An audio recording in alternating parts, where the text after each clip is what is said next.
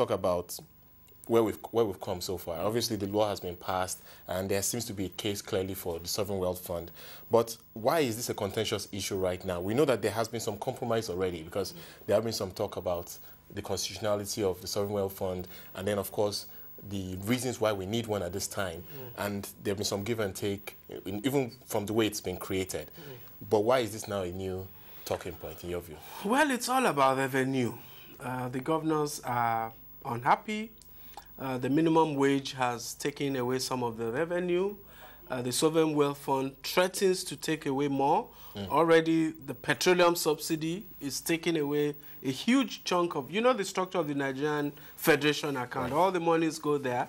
So the increase in the minimum wage, the increase in the amount of subsidy on petroleum, and this will be the third major hit to the revenues accruing to the state governments. Remember that the federal government takes 52% of monies accruing to the Federation account. So the state governors, many of which are unviable outside these distributions, are now beginning to hurt. And the argument over the Sovereign Wealth Fund is essentially about that. Well, it's been a continuous argument. But let's talk about the pros and cons. Obviously, we know that fixing the problem, which is one of the reasons why the Sovereign Wealth Fund was created, fixing the problem with regards to infrastructure, diversifying the economy in Nigeria. And then, of course, there's the argument where we've seen some states shown some success on their turf, and likes of Lagos and Rivers. We've seen huge infrastructure developments in those states, although some might argue that they have some advantage with revenues. And then, of course, the federal government is the one pushing the power reforms right now. So what are the pros, in your view, the pros and cons of trying to fix economic problems on the federal level and the state level? Well, the governors have an argument, a valid argument in my view, about federalism. This is a federal state. The federal government should save for itself from its own share of the Federation account. The Constitution appears on the face of it to be in support of this governor's position. So there's also a constitutional argument in which they say the Constitution prescribes that revenues in the Federation account should be shared. Now, there's the economic management argument, however. We have only one economy. If there's too much injection of cash in the economy, we have inflation. We don't have inflation for Lagos or Imo or Sokoto or Kano. The country's economy suffers. The country's economy suffers from the absence of infrastructure. And so there's one economy, and therefore we should fix this thing together. The oil accrues to the whole country, let's fix. So there are those arguments.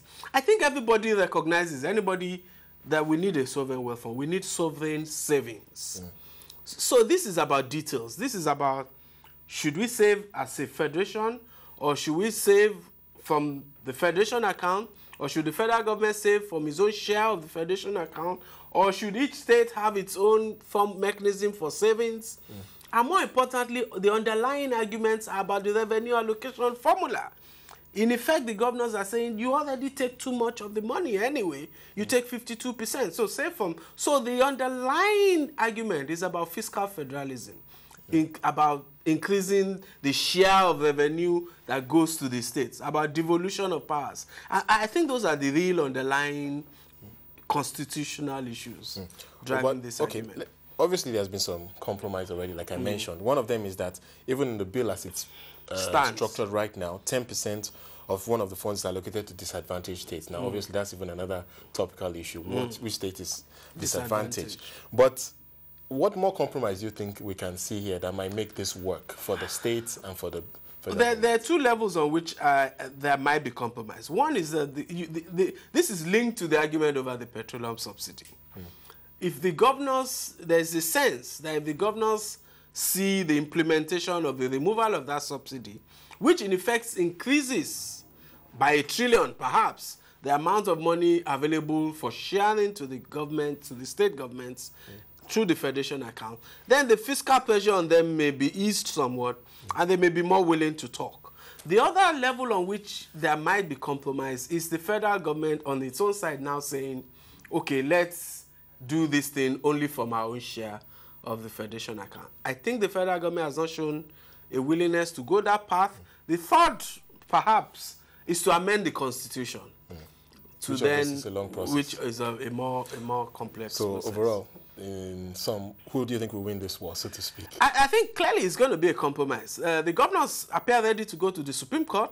The federal government has nothing to gain from that exchange, I think. It could win the case. We don't know what the judges, the courts may say. But politically, the government, federal government, will not want to go that route. So at the end of the day, there'll be a negotiation.